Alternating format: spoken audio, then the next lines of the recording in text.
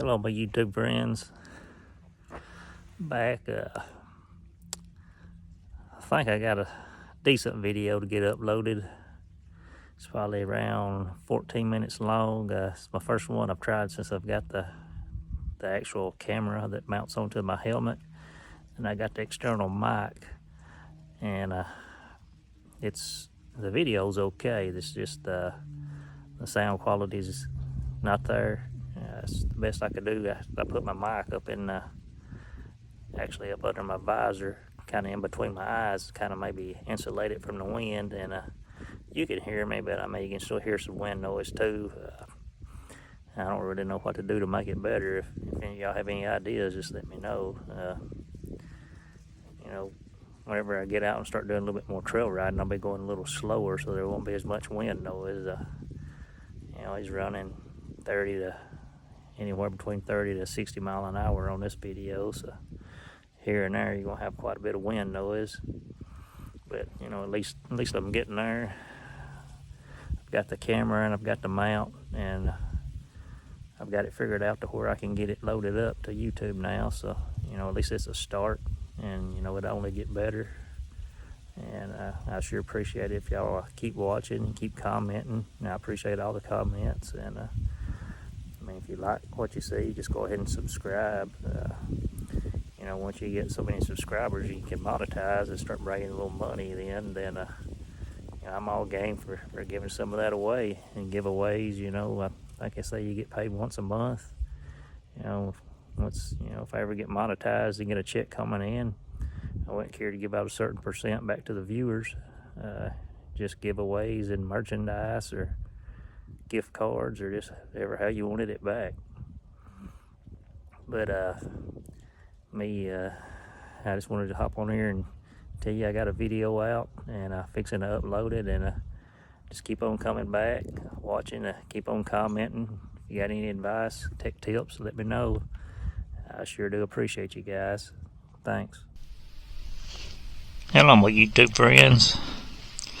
Finally got my camera in, got my camera mount, got my mic. We're ready to load up and try it. See what we come up with. Hopefully you'll be able to hear me. I think the video part will be okay. It's just the microphone part. It's a little bit questionable. Maybe there won't be too much wind noise. I'm just going to do a quick ride around the block. That way I can get back and see if everything's going to work right.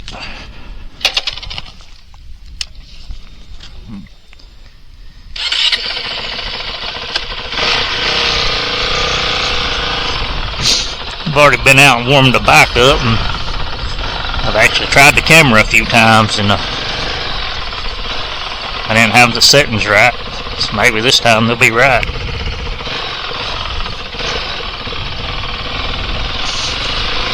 Just run up the road and back a little ways.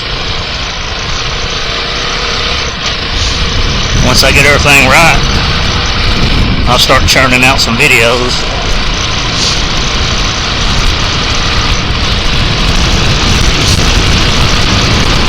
Bad thing about this camera is it's got it mounted the way I got it mounted on my helmet. I can't tell when it's recording or not. I can't see the screen. It's got a red blinking light on top, but it's so bright outside I can't see if it's blinking or not. But, so a couple times I thought I was recording when I wasn't.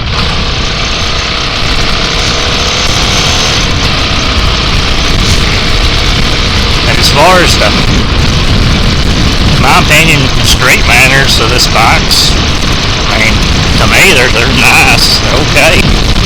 I rode CRF450RL for tens of thousands of miles, and after getting on this one, and I don't feel a whole lot of difference. The suspension's smoother. You know, it absorbs the bumps better, so it's a smoother ride. And whenever I come up to a stop on a 650L, I could just barely tiptoe on one side. I can only touch one side at a time. While on this one, I can tiptoe both sides at the same time. I'm about 5'10", around 159, 160 pounds.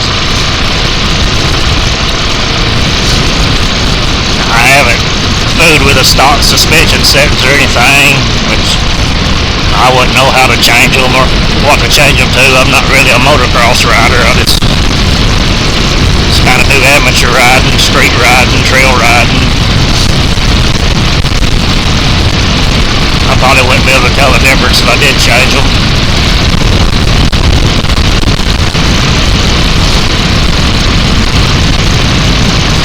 Once I get this camera and stuff figured out, I've got some pretty good places planned out to ride. We lived real close to, back in the 60s, 70s, and early 80s, is one of the top 25 worst cities in the United States. As far as crime and drugs and theft or what have you. We'll go back a spin through there. It's nothing today. It's nothing like it was back then. You don't have to worry about anything over there now. But it's just amazing, really, how much stuff hasn't changed over there. How much the place has got run down. There's a lot of creekside trails we could ride.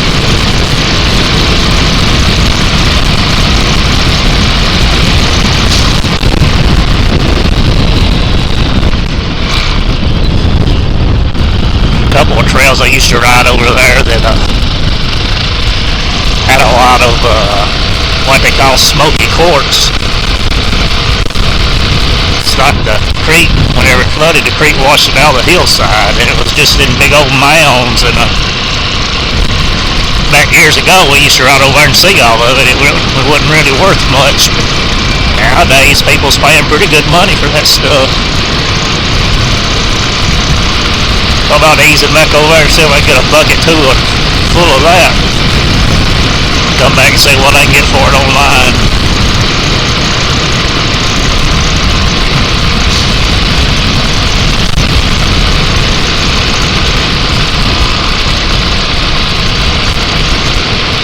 But for this to be really considered a motocross bike with just enough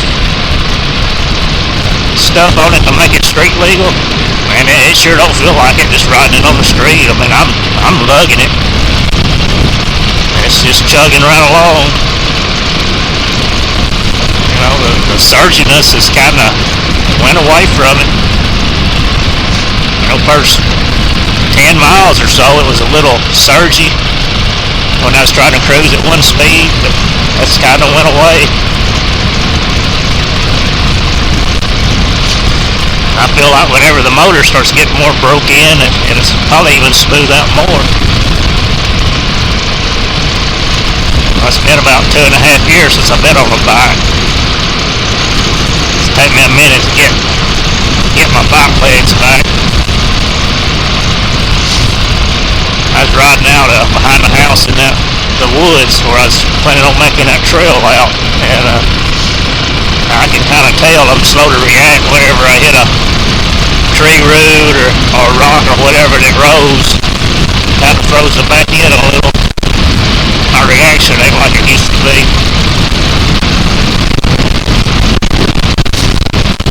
I still kept her on 2 wheels though.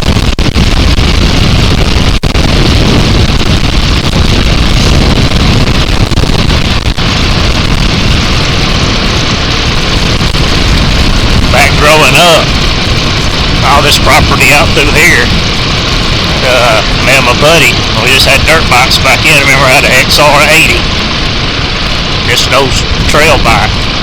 He had I think he had the YZ80, is the 2-stroke, and man, we just kept his woods tore up.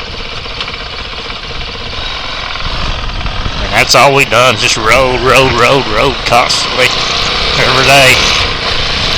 Loved it. I don't know who owns any of this property anymore. Everybody's got so stingy with it. Can't hardly ride anywhere. Whenever I get that 5 acres there behind my property made into kind of a track, I won't let anybody ride on it. As long as they keep it up, take care of it, I don't mind. For free. I'm not going to charge anything.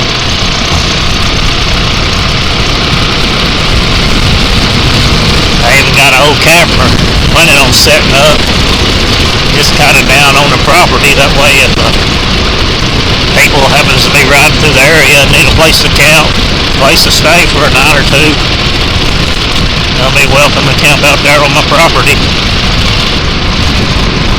Either sleep in a tent or use a camper.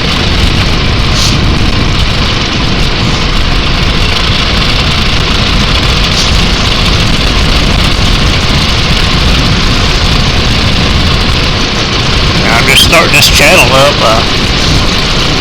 I wouldn't mind to, get 1,000 subscribers on it to start where I can get monetized, start bringing in a little bit of money, and I'd make a deal with you. If I get enough subscribers, start making some money, I wouldn't care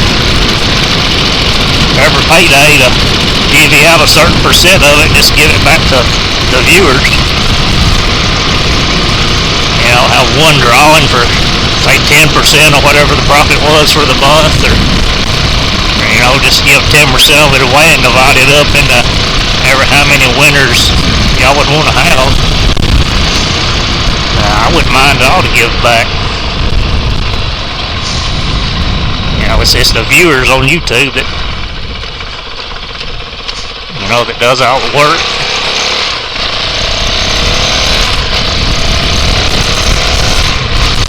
Getting out and riding, doing what I love, and filming it. If y'all watch it and I can make some money at it, man, that's happy times.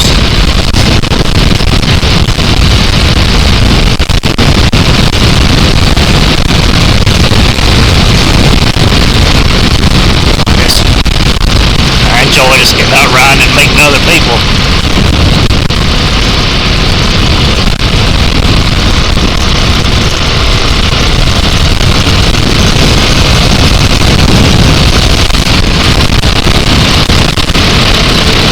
Speed up a little bit, that way still say it's still smooth, they didn't keep it up at higher speeds.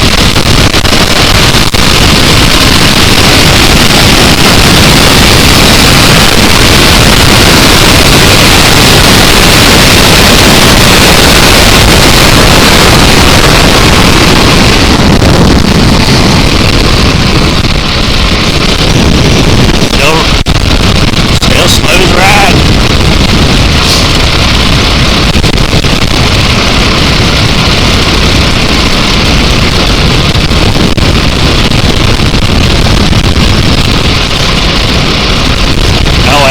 Single track it or something like that, you might experience some of the things that you see the other YouTube riders saying, flame outs or stalling or whatever, but riding I'm doing, said I hadn't seen any of it.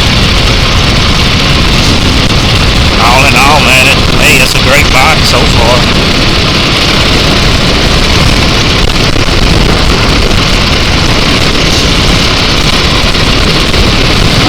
I enjoyed the CRF450RL, and this just feels like a supercar version of the CRF450RL.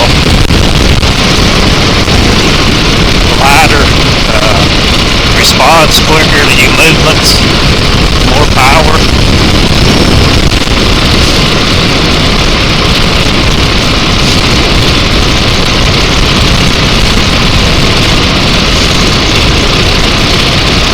I like it being a little bit lighter because I'm going to be picking it up several times.